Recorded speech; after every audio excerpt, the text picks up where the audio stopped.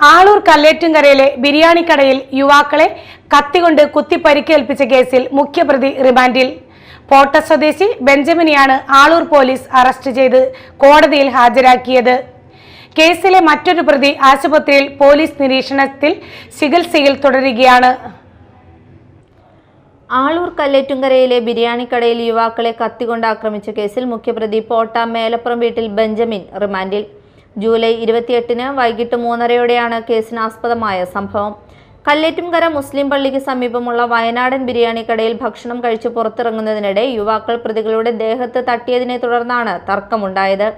തുടർന്ന് പ്രതികൾ യുവാക്കളെ അസഭ്യം പറയുകയും തറയിലക്കാട് സ്വദേശിനി നിഖിൻ, പുല്ലൂർ മഠത്തിക്കര സ്വദേശി കിരൺ ബാബു എന്നിവരെ കത്തികൊണ്ട് ആക്രമിച്ച് പരിക്കേൽപ്പിക്കുകയും ചെയ്തു.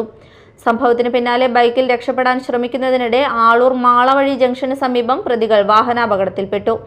അപകടത്തിൽ പരിക്കേറ്റ് ചാലക്കുടി സെന്റ് ജെയിംസ് ആശുപത്രിയിൽ പോലീസ് നിരീക്ഷണത്തിൽ ചികിത്സയിലായിരുന്ന ബെഞ്ചമിനെ ഡിസ്ചാർജ് ചെയ്തതിന് പിന്നാലെയാണ് അറസ്റ്റ് രേഖപ്പെടുത്തി കോടതിയിൽ ഹാജരാക്കിയത്.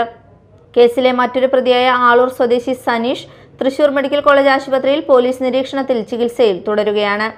അതേസമയം ബെഞ്ചമിനെതിരെ ആളൂർ, ചാലക്കുടി, അങ്കമാലി പോലീസ് സ്റ്റേഷൻ പരിധികളിലായി 5 ക്രിമിനൽ കേസുകൾ നിലവിലുണ്ടെന്ന് പോലീസ് അറിയിച്ചു. പൊതുസ്ഥലത്ത് മയക്കുമരുന്ന് ഉപയോഗിച്ചതുമായി ബന്ധപ്പെട്ട 3 കേസുകളിലും ലഹരിക്ക് അടിമപ്പെട്ട് പൊതുജനങ്ങളെ ശല്യം ചെയ്ത കേസുൾപ്പെടെയുള്ള മറ്റു കേസുകളുമാണ് നിലവിലുള്ളത്.